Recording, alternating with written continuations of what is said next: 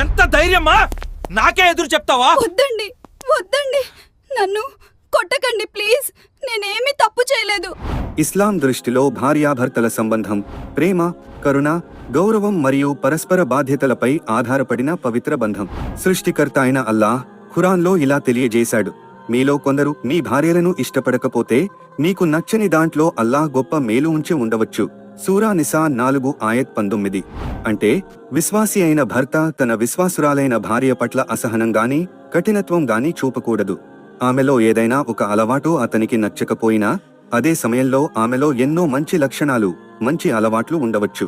అందుకే ఇస్లాం భర్తను ఓర్పుతో, దయతో, గౌరవంతో ఆమెను చూడమని ఉపదేశిస్తుంది.